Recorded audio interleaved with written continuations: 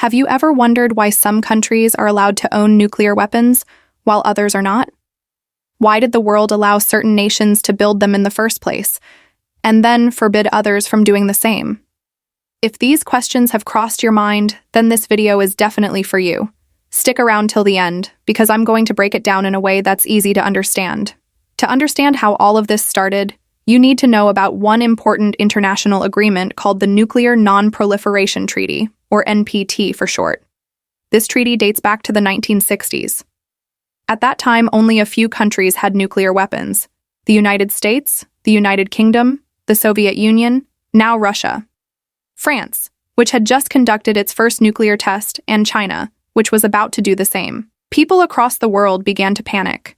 There was fear that if more countries developed nuclear weapons, the world could spiral into chaos. Even minor conflicts could escalate into full-scale nuclear wars, disastrous for everyone.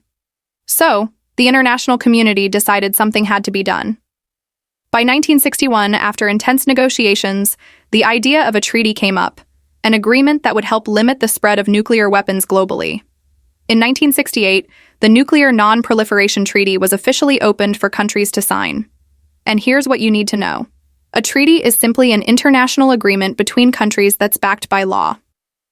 The NPT came with three main goals. 1. Non-proliferation.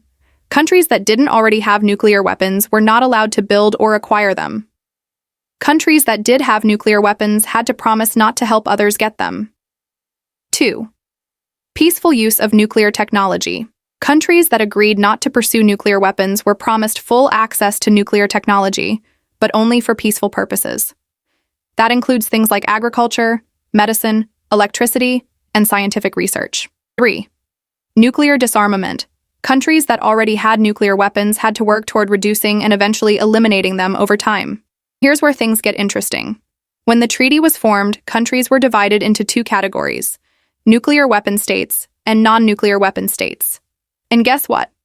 Only 5 countries were recognized as official nuclear weapon states: the US, UK, Russia, China, and France, the same ones that already had nuclear weapons before the treaty was signed. They were allowed to keep their nuclear weapons under the condition that they would gradually disarm. Meanwhile, every other country had to promise never to build or acquire nuclear weapons. Here's the catch. The treaty gave all other countries just 2 years until 1970 to build a nuclear weapon, or give up the right to ever own one again. And let's be real, building a nuclear weapon in 2 years is almost impossible. It takes massive resources, technology, and time. So who didn't sign the treaty? There are a few notable exceptions. 1. India refused from the beginning. They questioned why only certain countries were allowed to keep nuclear weapons and called the treaty unfair. 2. Pakistan said it would only sign if it were recognized as a nuclear weapon state, which wasn't going to happen. 3. Israel neither confirmed nor denied having nuclear weapons, but never signed the treaty.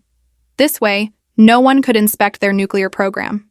4. North Korea originally signed the treaty, but later used a legal loophole to withdraw by giving 90 days notice.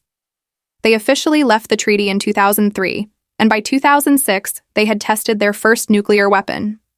And that, my friend, is why some countries have nuclear weapons, while others never will. If you found this video helpful and you love learning about global issues, treaties, and world politics, don't forget to like, subscribe, and hit the notification bell for more. Let's keep learning together. Subscribe for more.